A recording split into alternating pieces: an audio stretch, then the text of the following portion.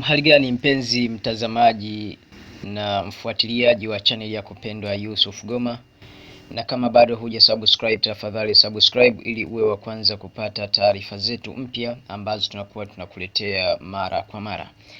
Tume ya uchaguzi nchini Tanzania imetuma jumbe mbalimbali katika mitandao ya simu, nikimaanisha laini, kuwa wanataka ama wanakusanya taarifa zenye uhakika kuhusiana na Oktoba 29, kwamba ni kipi mwananchi yeye binafsi anakuwa anakifahamu kuhusiana na siku ile.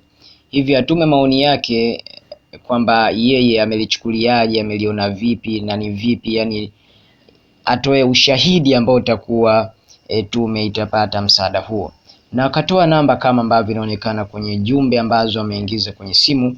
Sasa hatua hii ni fursa kwa wale ambao wanakuwa wana malalamiko yao, kwa sababu tume imeliona hilo na kuwataka wananchi watume maoni yao ama watume malalamiko yao ama ushauri wao ama nyishahidi zao kupitia nambari ya simu ambayo wamekuwa wameiweka, lakini pia kupitia linki ambayo wanakuwa wameiweka. Sasa linki itamrahisishia zaidi yule ambaye anakuwa ana simu janja, yani smartphone, na kwa upande wa message utakuwa ni urahisi zaidi kwa yule ambaye anatumia simu ndogo, yani ambayo sio simu janja smartphone. Hivyo basi hii ni fursa kwa raia wa Tanzania na wananchi kwa ujumla kutoa maoni yao kuhusiana na Oktoba 29.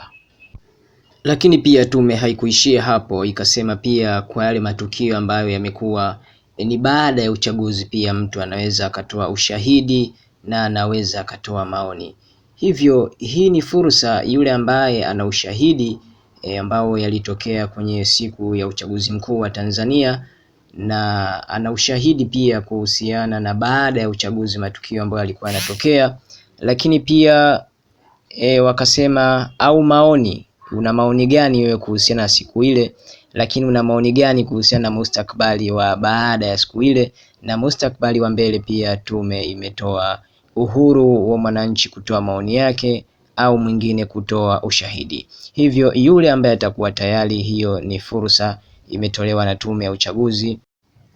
Huu ni ujumbe muhimu ambao tumependa tuwafikishie wafuatiliaji wa channel yetu, na kama bado huja subscribe, tafadhali subscribe, kisha comment na like na share kwa mwingine ujumbe huu ili taarifa iweze kuenea zaidi. Shukran na karibu sana kwa taarifa zijazo.